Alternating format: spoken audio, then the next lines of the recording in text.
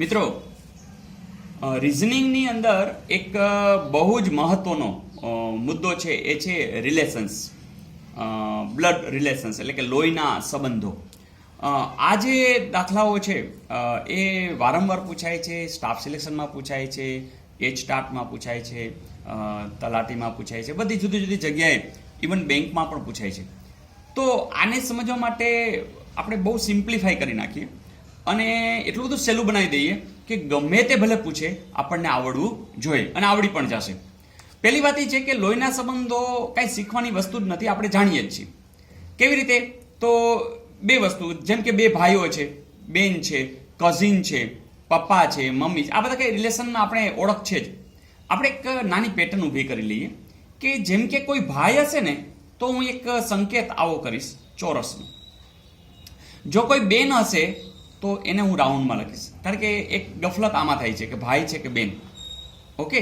બીજી વસ્તુ, જો સગા ભાઈ બેન હશે તો આપણે એક લીટીથી દર્શાવશું. ઓકે. અને દાખલા તરીકે પતિ પત્ની હશે તો ડબલ લીટીથી દર્શાવશું. ઓકે.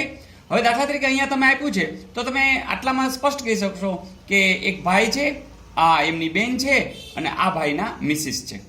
ઓકે. બીજી એક વસ્તુ કે આ પેઢી એટલે આ સીધી લીટીમાં, એની ઉપલી પેઢી એટલે શું થાય? ઉપલી પેઢી એટલે જેમ કે પપ્પા, તો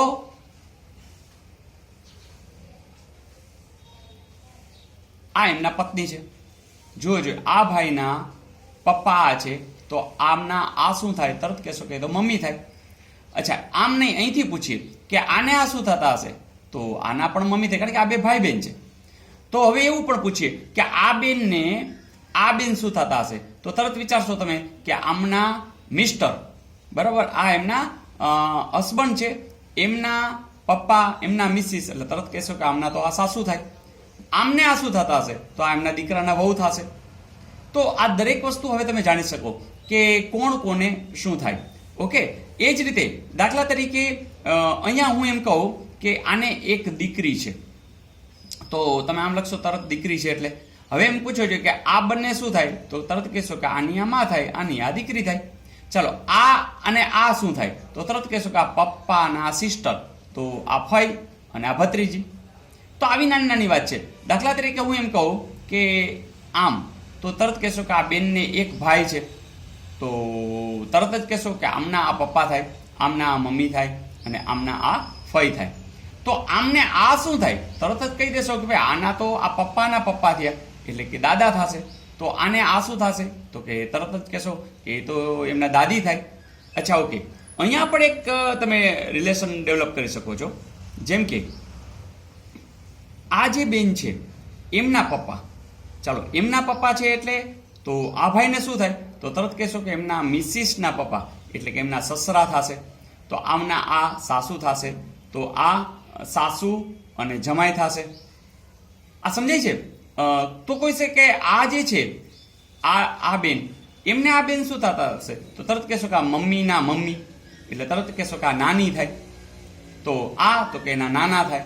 તો આ દરેક વસ્તુ માત્ર ખાલી આ સાંકેતિક રીતે સમજવાથી 100% તમને આવડી જશે. અચ્છા, હજી પણ આપણે બીજું ડેવલપમેન્ટ કરી શકીએ.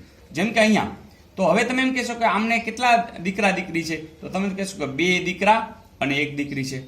ચાલો, આમને આ શું થાય? તો તમે કહેશો કે આ પપ્પાના ભાઈ, કારણ કે જોજો આ ભાઈ, આ એના બેન, બરાબર, એક સિંગલ લીટીથી છે. તો તરત કહી શકો કે આમના આ કાકા થતા હોય અથવા તો ભાઈજી થતા હોય, એટલે પપ્પાથી મોટા હોય તો આપણે ભાઈજી અથવા અદા કહીએ છીએ. અચ્છા, હજી આપણે આગળ જઈ શકીએ કે અહીંયા તમે આમ કરો તો જેમ કે આમના મિસિસ છે, તો આને આ શું થશે? તો તરત કહેશો કે આમને આ ભાભી થશે. તો આમને આ શું થતા હશે? તો એમના નણંદ થતા હશે.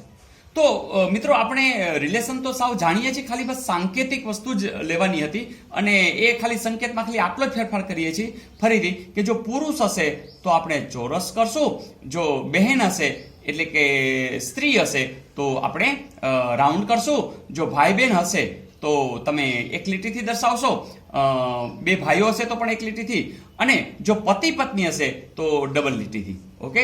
ડબલ લીટી એટલે કે ભવના બંધન. બરાબર. તો આવી એક નાનકડી વાત. અને હવે તમે જુઓ, કોઈ પણ દાખલા હશે તમે ચપટીમાં ઉકેલી શકશો. Okay, wish you all the best.